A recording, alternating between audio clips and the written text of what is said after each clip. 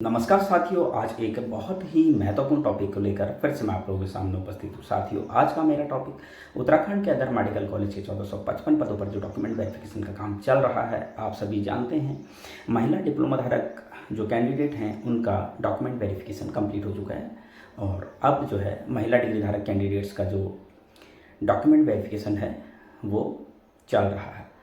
Document verification महिला degree धारक candidates के डॉक्यूमेंट वेरिफिकेशन का दूसरा दिन 30 जुलाई 2024।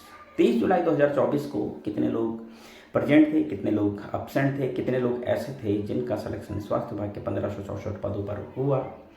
सिलेक्शन होने के बाद उन्होंने ज्वाइन किया और उसके बाद वो मेडिकल कॉलेज के 1455 पदों पर आवेदन करके यहाँ जो है डॉक्यूमेंट वेरिफिकेशन में उपस्थित थे। और कितने लोग ऐसे थे जिनका स्वास्थ्य विभाग के 1564 पदों पर सिलेक्शन हुआ, उसके बाद उन्होंने वहाँ ज्वाइन नहीं किया लेकिन यहाँ पर भी डॉक्यूमेंट वेरिफिकेशन में आए थे। कितने लोग ऐसे थे जो बाहरी राज्यों के थे, कितने लोग ऐसे थे जो सस्पेक्टेड थे जिनका डॉक्यूमेंट्स को लेकर डाउट था। ऐसे लोगों के बारे में पूरी डिटेल में बात करने के लिए मैं उपस्थित हूँ। साथियों, सबसे पहले शुरू करते हैं कि डिग्री धारक महिला कैंडिडेट्स के डॉक्यूमेंट वेरिफिकेशन के दूसरे दिन 30 जुलाई 2024 को कितने लोग प्रेजेंट थे, कितने लोग एब्सेंट थे। तो साथियों, 89 कैंडिडेट जो है वो प्रेजेंट थे। 90 में से 90 में से 89 कैंडिडेट प्रेजेंट थे और 11 कैंडिडेट एब्सेंट थे। साथियों, 2 कैंडिडेट ऐसे थे जिनके फॉर्म रिजेक्ट हुए। ऐसा कोई भी कैंडिडेट नहीं था जो कि 1564 पदों पर जिसका सिलेक्शन हुआ हो और वो यहाँ आया हो, लेकिन ऐसे बहुत सारे कैंडिडेट फिर से डाउटफुल रहे जो कि अदर स्टेट के थे। ऐसी लगातार सूचनाएं मिल रही है कि अदर स्टेट के जो कैंडिडेट हैं वो लगातार इस भर्ती प्रक्रिया में सम्मिलित हो रहे हैं। साथियों, एक बात और कहना चाहूँगा, आपने सुना होगा कि फर्जी डॉक्यूमेंट्स को लेकर भी बहुत सारी सूचनाएं मिल रही है कि फर्जी डॉक्यूमेंट्स बनाकर आए हैं। इस पर भी हमको ध्यान देना होगा कि ऐसे जितने भी लोग हैं उनके खिलाफ हमें RTI लगानी होगी, उनके सारे डॉक्यूमेंट्स की जो है जांच करवानी होगी। ये बहुत ज़रूरी जो है सवाल है, बहुत ज़रूरी ये काम है, हम सभी को ये करना चाहिए। साथियों, 30 जुलाई 2024 डॉक्यूमेंट वेरिफिकेशन बहुत शांतिपूर्वक तरीके से हुआ, अच्छे तरीके से डॉक्यूमेंट वेरिफिकेशन निपटा।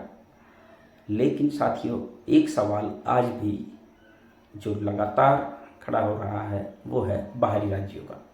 बाहरी राज्य के जो उम्मीदवार हैं वो लगातार इस भर्ती प्रक्रिया में शिरकत कर रहे हैं, लगातार इस भर्ती प्रक्रिया में सम्मिलित हो रहे हैं।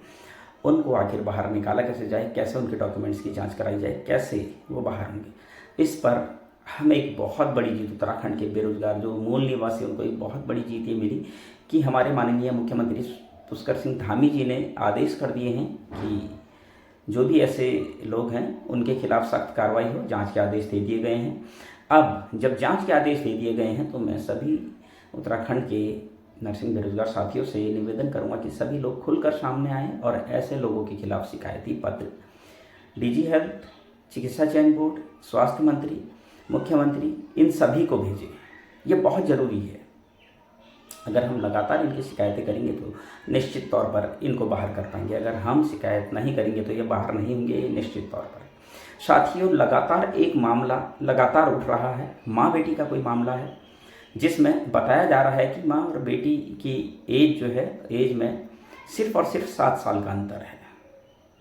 माँ की उम्र और बेटी की उम्र में 7 साल का अंतर बताया जा रहा है। लगातार ग्रुपों में ये मामला चल रहा है। आखिर कौन ये लोग हैं, कौन हैं, इनके बारे में पूरी डिटेल में जिसके पास भी इनके बारे में जानकारी हो वो हमको बताएं। इनकी जानकारी माननीय मुख्यमंत्री जी के पास, माननीय स्वास्थ्य मंत्री जी के पास हमको हर हाल में ऐसे लोगों की जानकारी देनी है ताकि इस भर्ती से फर्जीवाड़ा हटवाया जा सके। ये बहुत गंभीर मामला है साथियों। जो तथ्यों को छुपाकर सरकारी नौकरी हासिल कर रहे हैं, ऐसे लोगों का सलाखों के पीछे जाना बहुत ज़रूरी है। ऐसे लोगों के खिलाफ सख्त से सख्त कार्रवाई करवाना बहुत ज़्यादा ज़रूरी है। ये लोग समाज के लिए बहुत घातक हैं। आप खुद सोचिए, जो इतना बड़ा फर्जीवाड़ा कर रहा है वो क्या नहीं कर सकता है। साथियों, मैं उत्तराखंड के समस्त बेरोजगार नर्सेस से सिर्फ और सिर्फ एक निवेदन करना चाहता हूं, ऐसे किसी भी शख्स के बारे में आपको जानकारी है, जो भी आपके पास डॉक्यूमेंट्स हैं, उनके खिलाफ सबूत हैं, उन सबूतों को आप हमें देने की कृपा करें। और मैं आपको एक चीज़ और बताना चाहता हूँ कि ऐसे जो भी लोग हैं वो निश्चिंत रहें। आरटीआई के द्वारा उनकी सबकी जानकारी मांग ली गई है। बहुत जल्द ऐसे लोगों के खिलाफ मैं अपने चैनल के माध्यम से ऐसे लोगों की पूरी डिटेल जो है सार्वजनिक करूँगा। जैसे ही आरटीआई का खुलासा, जैसे ही आरटीआई का जवाब मेरे पास आता है, मैं तुरंत इसका खुलासा करूंगा और ऐसे लोगों के खिलाफ सख्त से सख्त कार्रवाई हम करवाएंगे। हम पूरी कोशिश करेंगे ऐसे लोगों को कम से कम सलाखों के पीछे तो हम पहुंचाएं, ताकि भविष्य में कोई भी इस तरह की बेहुदा हरकत, इस तरह का फर्जीवाड़ा दोबारा से न कर पाए। ये बहुत बड़ा मामला है साथियों। मैं उत्तराखंड के जितने भी संगठन हैं उनसे भी ये निवेदन करना चाहूँगा, ऐसे फर्जी लोगों के खिलाफ आप लोगों को भी एक मुखर, एक साथ होने की ज़रूरत है, एक साथ आगे आने की ज़रूरत है, ताकि ऐसे लोगों के खिलाफ मुहिम चलाई जा सके और ऐसे लोगों को इस भर्ती प्रक्रिया से बाहर करवाया जा सके और जो सही मायने में एलिजिबल है उसको इस भर्ती प्रक्रिया में सम्मिलित किया जाए। चाहे वो फिर फर्जी EWS का मामला है, चाहे वो फिर फर्जी डॉक्यूमेंट्स का मामला है, चाहे वो फर्जी स्थायी निवास का मामला है, चाहे वो जिनका स्वास्थ्य विभाग में चयन हो चुका है। मैं सिर्फ चयन की बात कर रहा हूँ, उन्होंने ज्वाइन किया नहीं किया इससे मुझे मतलब नहीं है। जितने लोगों का चयन हुआ है उनको मेडिकल कॉलेज के 1455 पदों पर हमने हर हाल में आने से रोकना है। ये हमारी प्राथमिकता होगी। इन मुद्दों पर, ये जितने भी सारे मुद्दे हैं, फर्जी डॉक्यूमेंट्स का मुद्दा है, बाहरी राज्यों के कैंडिडेट्स का मुद्दा है, फर्जी EWS का मुद्दा है, अपने तथ्य छुपाकर फर्जी जो है हाई स्कूल इंटर फर्जी करके, नर्सिंग फर्जी करके, फर्जी तरीके से इस भर्ती प्रक्रिया में सम्मिलित होने का मामला है, चाहे किसी भी तरीके के मामले हैं साथियों, इन मामलों को उजागर करना बहुत ज़रूरी है। आप सभी जानते हैं, जब एक IAS ऑफिसर, पूजा खेड़कर का नाम आपने सुना होगा, आजकल बहुत सुर्खियों में है, जो कि एक IAS ऑफिसर थी, गलत प्रमाण पत्रों के आधार पर उन्होंने नौकरी हासिल की और अब नौकरी से हाथ धोना पड़ गया। तो मैं आप सभी से एक निवेदन करना चाहता हूँ, ऐसा कोई भी शख्स आपकी नज़र में है, कोई भी शख्स ऐसा है जिसको आप जानते हैं, तो ऐसे शख्स के खिलाफ आप हमें जानकारी दीजिए, ताकि जल्द से जल्द उस शख्स को इस भर्ती प्रक्रिया से बाहर करवा के उसके ऊपर उचित कार्रवाई करवाई जाए, दंडात्मक कार्रवाई करवाई जाए और उसको सलाखों के पीछे पहुंचाया जाए। जो फर्जी तरीके से डॉक्यूमेंट्स में जो है हेरफेर करके इस भर्ती प्रक्रिया में सम्मिलित हो रहा है, ऐसे लोगों के खिलाफ मुहिम चलाना बहुत ज़रूरी है साथियों।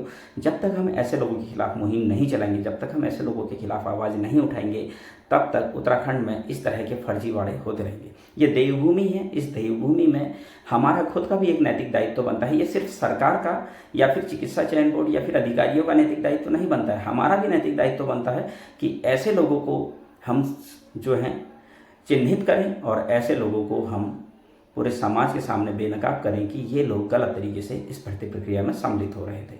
उम्मीद करता हूँ साथियों आपको आज की जानकारी पसंद आई होगी। आगे भी मैं इसी तरह की जानकारी आप लोगों के लिए लेकर आता रहूँगा। तब तक के लिए धन्यवाद।